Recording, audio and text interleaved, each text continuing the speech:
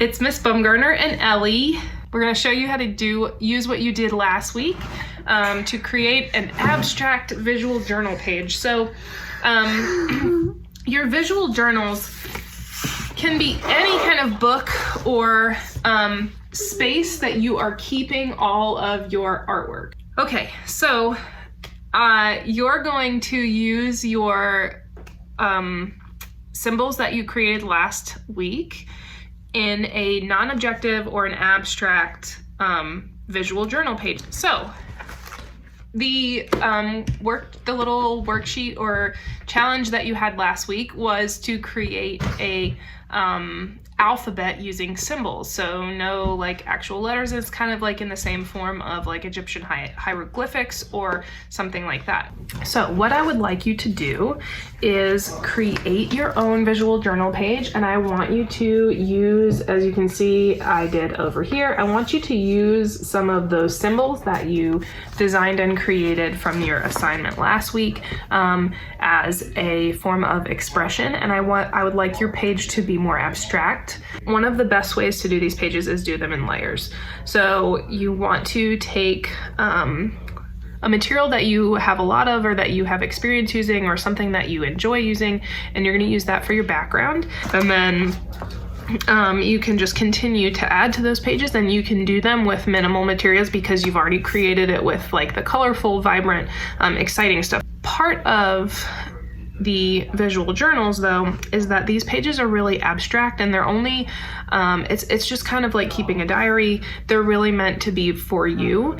You're using lines and shapes and the elements of art, colors and different textures and things to create pages that are abstract but that have meaning to you. You can also kind of use it as a way to express yourself without like writing words down. Or you can use the pages as a place to doodle, or you can use the pages as a place to practice and perfect techniques. So I usually use my visual journal to play around with materials and media and see what happens when I do this and what happens when I do this. So don't be afraid to experiment, and don't be afraid to try new things, and see how it goes. So to get started, you're going to want to collect your supplies. So I'm going to tell you a little bit of the things that I have. Obviously, you do not have to use any of the things that I have, or you don't have to use all of these things either. They're just options for things. Just use what you have around your house, okay? So I went on Amazon and I bought these brush pens. These are amazing for basically traveling with watercolors. I also got these on sale at Hobby Lobby. These are called gelatos, but these are basically like paint sticks. I also just have a pack of regular colored pencils, and of course I have some fancy markers. So once you've kind of gathered all of your materials in one place, you are going to need a sketchbook or something to do, obviously, to create your page in. If you have your sketchbook that you picked up from school, do it in there. If you don't, you can find a different notebook or type of paper. I wouldn't suggest maybe like copy paper or notebook paper, just because it's super thin, it's really lightweight, and if you're gonna paint, it's gonna mess up the paper, probably tear holes in it. So the first thing you're gonna do is your background. So I'm going to create my background, and I'm going to actually start with my markers. These are alcohol-based markers, so if I use water on them, they should not be water soluble. I'm just going to kind of use like my marker to create some lines and shapes.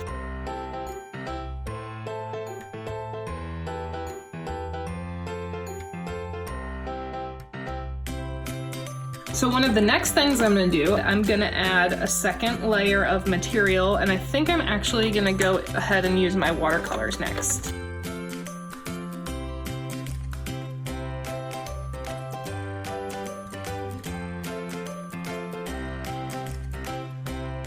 Okay, so now that my paint is mostly dry, I'm going to go ahead and add another layer. So this is kind of my background. I think I'm probably going to have a little bit more in the background with my second layer of material.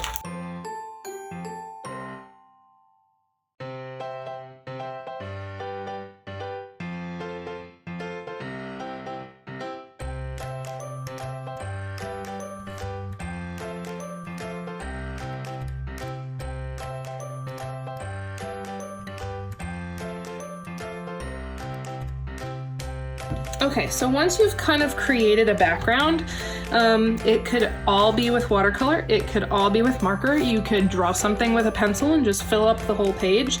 Then you want to go back over it with a second layer of material. So I used a little bit of the paint pens that I had. I have white and gold. I used my gelato. That kind of ends up being in the background. But I did a couple of stamps and I had a few stickers put on mine. But don't be afraid to try new things. I also have some stencils here that I think I'm gonna try to use. I'm gonna see how they work with the gelatos, but let's see, I'm gonna do some words, I think.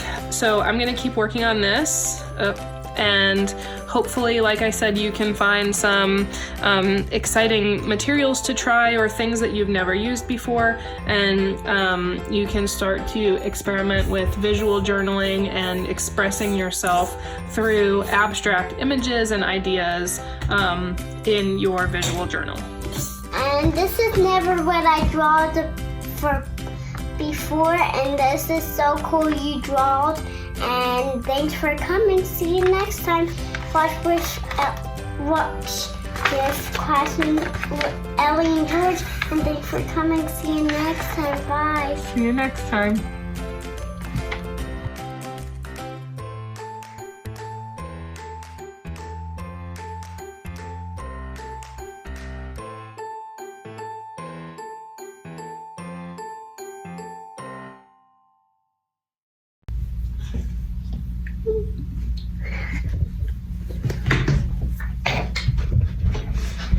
I really encourage you to use these during this time to just be creative and to use your art skills.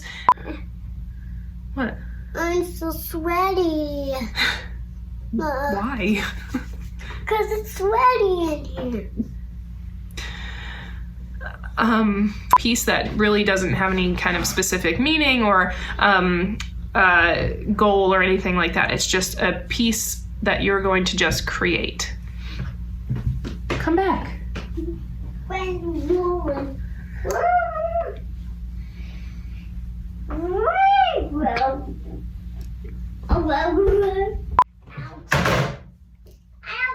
Ouch. Okay. Now I'm done. Whoa! What do you think? Good, but mine looks better than yours. That's how you make a project color. And thanks for coming.